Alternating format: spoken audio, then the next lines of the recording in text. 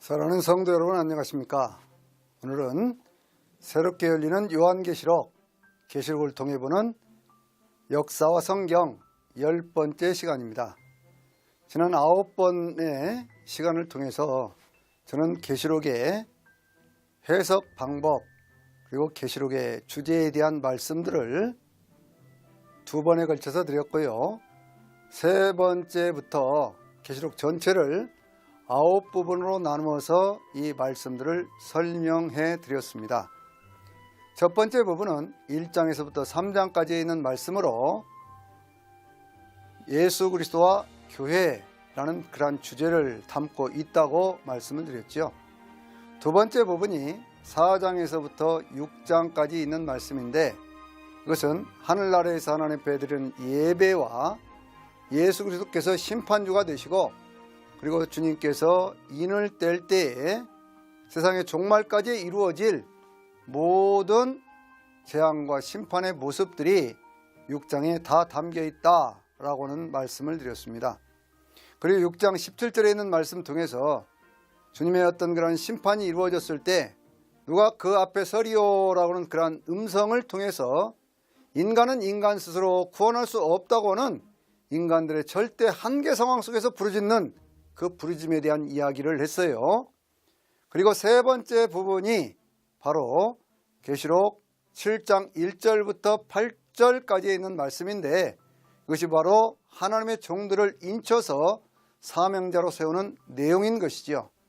이 7장 1절에서부터 시작을 해서 9장 11절까지 있는 말씀이 계시록의 세 번째 부분과 네 번째를 형성하고 있는 것인데, 네 번째 사건의 내용은요, 그것은 흰옷 입은 무리, 어린 양의 피에 그 옷을 씻어서 희귀한 그 무리, 각 나라와 족속과 백성과 방언에서 아무도 셀 수 없는 흰옷을 입고 종려나무를 가진 구원받은 사람들이 나오는 모습을 보여주면서요, 7장의 15절부터 있는 그 말씀 속에 17절까지 있는 말씀 속에 하나님의 종들과 구원받은 백성들이 누릴 천국의 모습을 미리 보여줌으로 해서 8장부터 시작되어지는 환난의 시대를 이길 수 있도록 믿음과 용기를 준다라고 하는 것을 말씀을 드렸어요.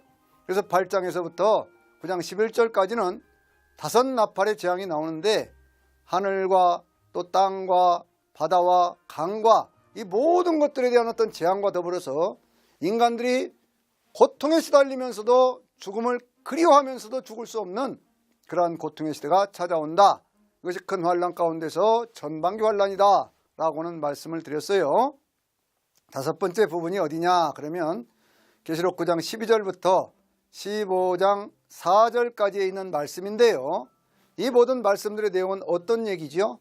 그것은 가장 큰 환난의 시대를 말씀하고 있는 것이거든요.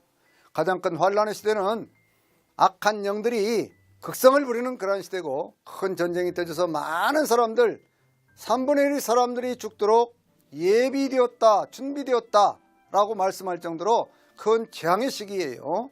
이 시기는 교회가 포함된 시기고 교회가 고통을 당하는 그러한 시기인데, 그러한 시기에 사도 요한과 같이 주의 종들은 하나님의 말씀을 받아먹고 그 말씀을 증거해야 될 사명이 있고, 또 두 감람나무와 두 촛대의 사명을 가진 선자들과 하나님의 참된 교회들은 하나님의 복음을 증거해야 될 그러한 사명을 가지고 있는 것이죠. 그러한 사명들을 감당해 가다가 무적행으로부터 올라온 그 짐승에 의해서 교회가 완전히 사라져버리고 두 증인이 살해를 당하는 그러한 사건이 나타나는데, 그것으로 교회가 완전히 끝나는 것이 아니라 다시 주님께서 그들에게 생기를 불어넣어주고 이리로 올라오라고 그랬을 때 그들이 구름을 타고 하늘로 들려올림 받는 그러한 모습이 11장에 나오고 있습니다. 그런데 이러한 고난, 시련의 시기에 그 배후에 무엇이 있느냐라고 하는 것을 보여주는 것이 12장과 13장의 사건이라고 그랬어요.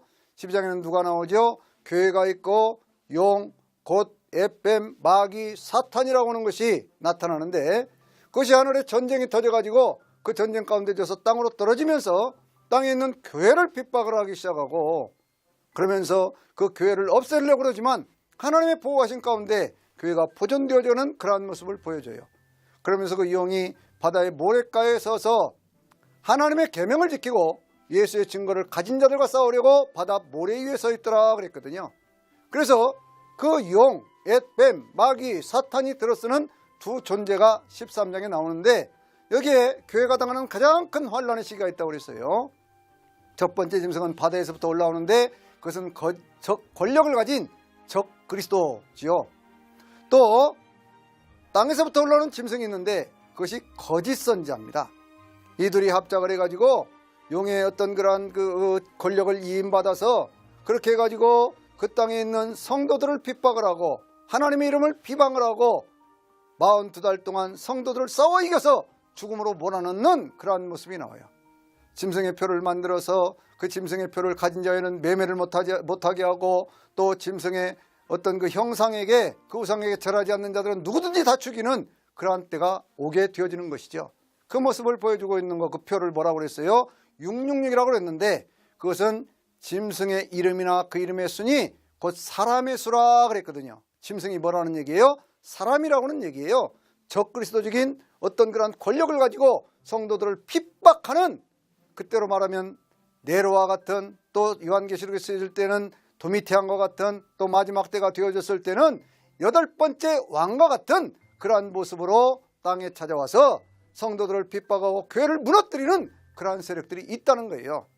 그런데 그렇게 해서 교회가 끝납니까? 14장에 보니까 그렇게 해서 순교를 당하고 고난을 당했던 14만 4천의 주의 종들, 하나님의 종들은 시온산에 어린 양과 함께 서서 승리의 찬양을 부르는 그러한 모습이 나오는데 그들은 여자와 더불어 더럽히지 아니하고 그리고 어린 양이 어디로 가든지 따라가는 자들이고 그리고 땅에서 속량을 받은 첫 열매로 하나님과 어린 양에 속한 자들이고 그들의 입에는 거짓말이었고 그들은 흠이 없는 자들이라 그랬습니다. 새 천사가 경고하는 그런 음성이 들려지고 그 다음에 두 가지 추수의 모습이 나오죠. 곧 주님께서 구름이 앉아서 낫을 가지고 그렇게 해서 온 땅의 곡식들을 거두어들이는 그러한 모습이 보여지고 그리고 천사들에 의해서 포도송이들이 거두어지면서 포도송이들에 대한 악인들에 대한 심판이 있는 모습이 14장의 두 가지 추수의 모습으로 나오고 있어요. 흰 옷 입은 무리는 어디에 있습니까? 짐승의 표를 받지 않고 그러면서 그 모든 것들을 이겨냈던 자들은 불타는 유리 바닷가에서 하나님을 찬양하는 모습으로 나오고 있지 않습니까? 그런 다음에 15장 5절에서부터요 17장까지 있는 말씀이 계시록에 있는 6번째 사건인데 그것은 7대접의 재앙을 쏟으면서 그 바벨론으로 상징되는 세상 가운데 모든 문화와 문명이 하나님을 대적한 문화와 문명이 심판을 받는데 그 가운데 특별히 17장에 하나님을 떠난 정치와 권력을 등에 업고 그 위에 앉아서 세상을 호령하던 종교의 세력이 그 악한 짐승을 등에 업고 그렇게 권세를 부리던 그런 음녀가 결국은 그가 조종하고 있던 정치적인 세력에 의해서 몰락을 당하는 그러한 모습을 보여주고 있습니다. 악에 의해서 악을 심판하시는 하나님의 놀라운 섭리가 그 가운데 보여지고 있어요. 그 다음에 나타나는 것이 뭐라고요? 18장의 바벨론에 대한 멸망입니다. 하나님을 떠난 정치, 경제체제가 음행하고 또 교만하고 사치하고 죄악은 하늘에 닿아 있고 정치와 경제가 유착을 해서 세상의 모든 것들을 자기들 마음대로 하고 그러면서 인간의 운명은 인간이 결정할 수 있다고 얘기를 하는 교회를 무너뜨리고 성도들과 주의 종들을 사망으로 몰아넣고 억울한 자의 피를 흘리게 하는 그러한 세력이 반드시 심판을 당한다라고 하는 것을 말씀하고 있어요. 예수님이 왜 재림을 하신다고요? 재림하시는 예수님, 찬양 가운데 재림하시는 예수님은 이 세상에 있는 모든 것들을 구원하실 뿐만 아니라 그들을 공의로 심판하시기 위해서 재림을 하시는 거예요. 재림하시는 예수님은 속죄를 위해서 오셨고 재림하시는 예수님은 이제 세상 모든 것들을 심판하실 뿐만 아니라 영원한 천국을 이루어서 믿는 자들을 구원하기 위해서 오시는 것이죠. 어린 양의 혼인잔치가 이루어지고 이 땅에서 참 믿는 자들을 핍박하고 고통 가운데 몰아놨던 짐승이라든지 거짓 선지자, 그를 따르던 임금 모든 세력들이 주님에 의해서 완전히 패배를 당하고 그 둘은 잡혀서 불못에 던져지고 그리고 마귀는 잡혀서 무적행에 갇혀지는 그러한 사건까지가 지난주에 우리가 보았던 계시록의 8번째 사건까지예요. 계시록을 마무리하는 이 말씀은 계시록 20장 3절 하반절부터 22장 21절까지 있는 말씀인데, 이 말씀은 천년왕국에 대한 말씀과 더 나아가서 마지막 곡과 마곡에 대한 전투, 흰 보좌 앞에서의 심판, 그리고 천국과 지옥의 실상을 우리에게 보여주면서 천국에 들어갈 자와 지옥에 갈 자가 있다고 하는 것을 우리에게 말씀하고 있고, 예수 그리스도의 재림에 대한 소망 가운데서 아멘 주 예수의 오시옵소서, 주 예수의 은혜가 너희 모든 사람에게 있을지어다 라는 말씀으로 계시록을 마감하고 있습니다. 이게 계시록 전체에 있는 사건이거든요. 그럼 이 계시록에 있는 말씀들을 전체를 다시 정리를 해보면, 마무리를 해보면 이제 천년왕국이 이루어지는 그런 모습이 보여지는데, 요한사도가 보았던 환상 가운데서요, 뭘 봤느냐 그랬더니 보좌에 앉은 자들을 보았어요. 심판하는 권세를 가졌습니다. 거기는 두 부류의 사람들이 있어요. 한 부류의 사람들은 어떤 사람들이냐 그랬더니, 하나님의 말씀을 증거를 하고 예수의 증거를 하는 것, 그것 때문에 목뱀을 당한 자들의 영혼들과 그랬어요. 순교자들이 나타납니다. 그 다음에 나타나는 모습을 보면요, 짐승과 그 우상에게 경배하지 아니하고 그 손에나 그 이마에 그 짐승의 표를 받지 않은 자들이 살아서라고 말씀하고 있거든요. 두 번째 사람들은 누구냐 그러면 생활 속에서 순교를 실천했던 그러한 사람들이에요.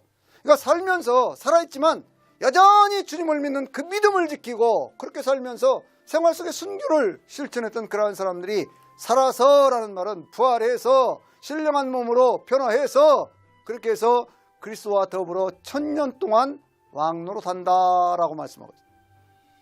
그런데 그 나머지 사람들은요, 그 1000년이 차도록 살지 못한다고 그랬습니다. 이 첫째 부활에 참여하는 사람들이 복이 있다. 바로 이것이 계시록이 말씀하고 있는 5번째 복이거든요. 왜 복이 있느냐? 둘째 사망이 그들을 다스리는 권세가 없다고 그랬어요. 그들은 살아서요, 하나님과 그리스도의 제사장이 되어서 1000년 동안, 그 1000년 동안 왕노릇한다, 그렇게 말씀하고 있거든요. 그런데 이 천년왕국에 대한 것이 성경의 다른 곳에는 나오지 않거든요. 구약 성경에도 나오지 않고요, 신약 성경의 복음서라든지 서신서에 나오지 않기 때문에 많은 사람들이 이 천년왕국이 있네 없네 그러는 사람들도 있고 여러 가지 구구한 해석들이 있습니다. 그런데 이 천년왕국의 성격을 몰라서 그러는 거예요.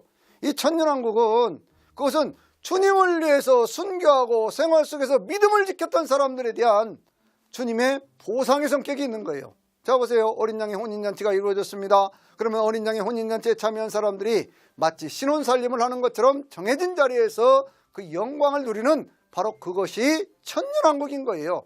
그래서 우리는 그것을 사모하는 겁니다. 어린 양의 혼인잔치를 사모하고, 그리고 천년왕국을 사모하는 이유는 내가 주님을 위해서 그렇게 살았는데 주님께서 행한 대로 갚아주리라 라고 말씀하신 대로 바로 그와 같은 영광의 나라가 있다는 거예요.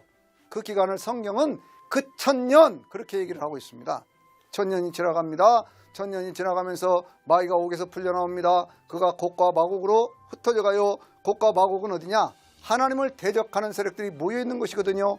땅의 사방 백성들을 모으는데 그들이 바다의 모래알 같더라 그랬어요.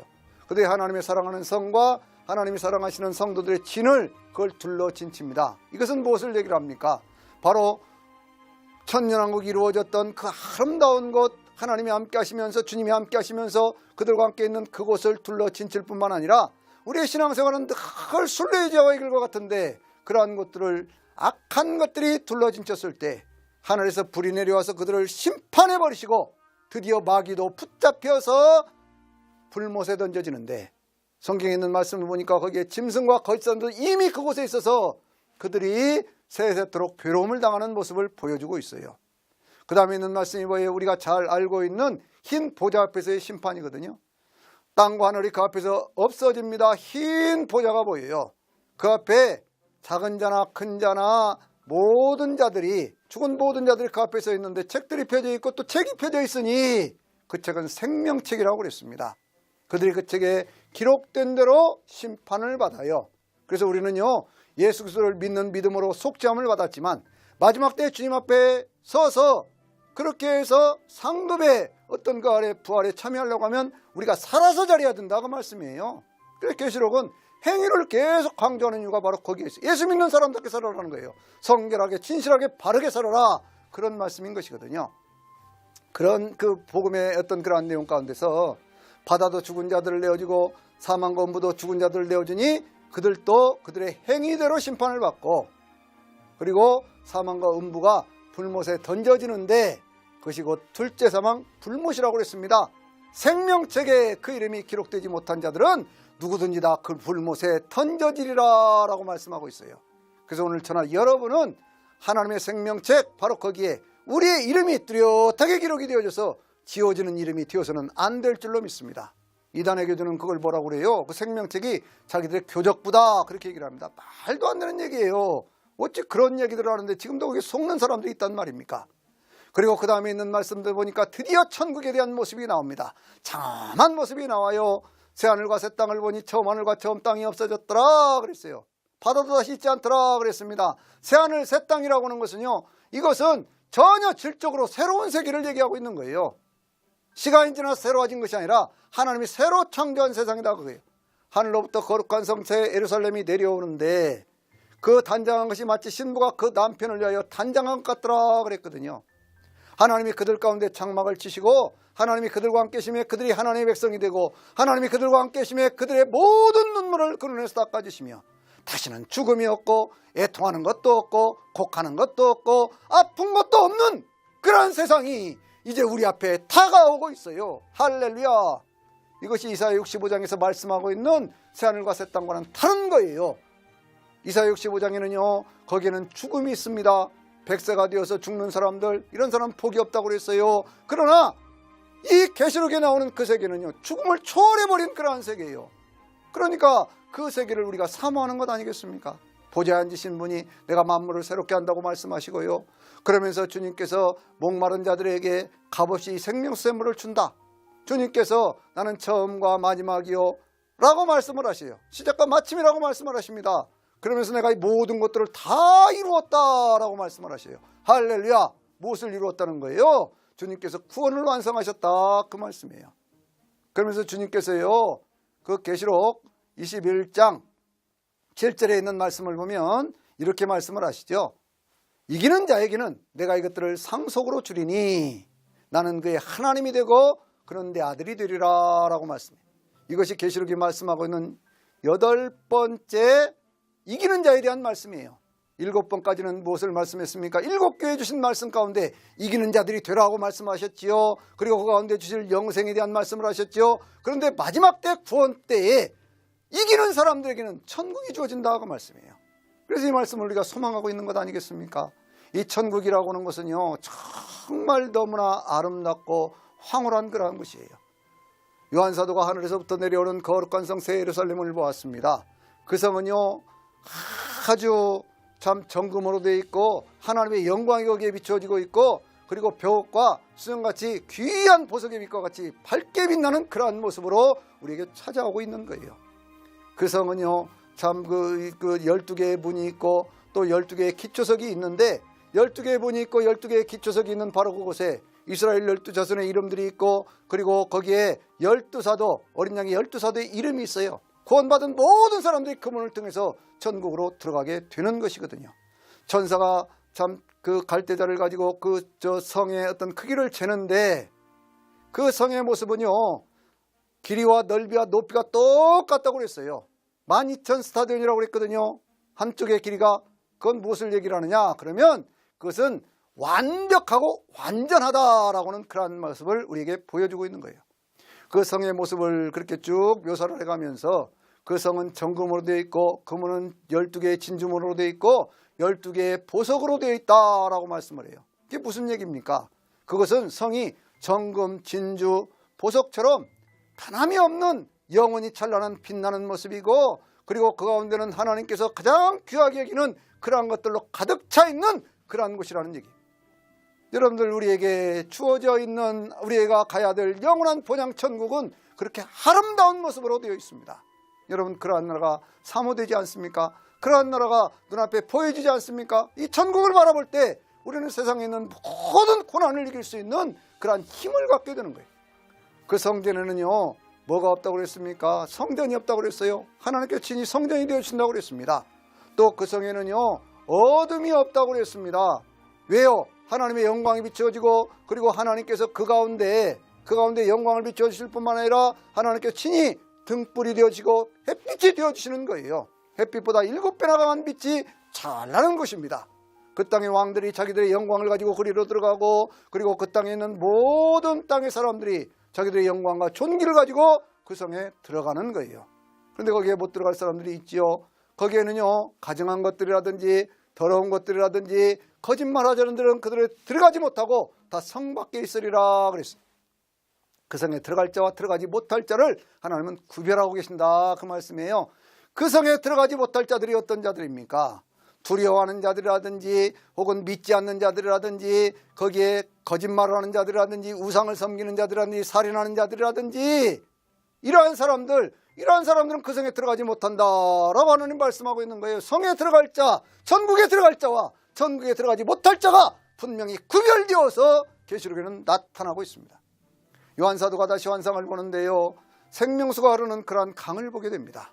하나님의 보좌에서부터, 어린 양의 보좌에서부터 강이 쭉 흘러나오는데 그 강 저편에는 생명나무가 있고 그 생명나무에는 10달마다 12가지 과실을 맺고 그 잎사귀는 만국을 치료하기 위해서 있더라 그랬어요. 그 성에는 다시는 저주가 없다고 그랬습니다. 그 성에는요, 하나님께서 친히 그들 가운데 함께 계시기 때문에 그들의 이마에는 하나님 아버지의 이름이 있고 그들이 땅에서 세세토록 왕노릇하리로다 그랬어요. 저주가 없는 세상, 어둠이 없는 세상, 바로 그러한 세상이 저나 여러분이 사모하고 있는 그러한 세상인 거예요. 그러한 천국인 거예요. 그 천국에 대한 모든 모습들을 본 사람이 누구예요? 요한사도입니다. 요한사도가 그것을 보고 참 천사 앞에 경배하려고 그러니까 천사가 하지 말라는 거예요. 오직 하나님께만 경배하라, 그런 말씀. 22장 7절에 있는 말씀 보니까요, 내가 속히 오리니 이 두루마리에 기록된 말씀을 지키는 자들이 복이 있다고 그랬어요. 이것이 계시록이 말씀하고 있는 바로 6번째 복이에요. 내가 속히 오리라 하는 이 말씀이 계시록 22장에만 3번 나오는데 12절에도 나오고 있어요. 12절에 뭐라고 말씀하고 있습니까? 거기 성경에 있는 말씀 보니까요, 내가 속히 오리니 내가 줄 상이 있어 각 사람이 행한 대로 갚아주리라 그랬고요.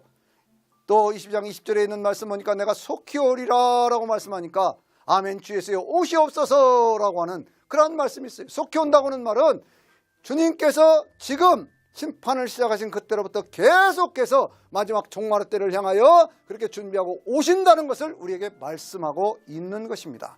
그래서 우리는 깨어 준비해야 된다, 그 말씀이에요. 이 예언의 말씀을요, 인봉하지 말라고 그랬습니다. 10절에 있는 말씀은 인봉하지 말라, 때가 가깝다고 그랬어요. 계시록에 있는 말씀은 덮어둬서는 안 되는 말씀이에요. 계시록에 있는 말씀은 계속 증거해야 될 그러한 말씀인 거예요.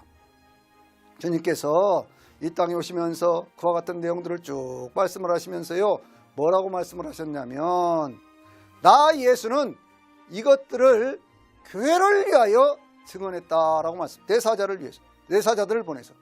그러니까 계시록 22장 16절에 있는 말씀처럼 계시록에 있는 말씀은요, 환난과 핍박과 고난 가운데 있는 교회들을 일으켜 세우고 성도들에게 영원한 소망을 주면서 믿음을 지켜야 된다고 하는 것을 가르쳐 주기 위해서 우리에게 주신 하나님의 말씀인 거예요.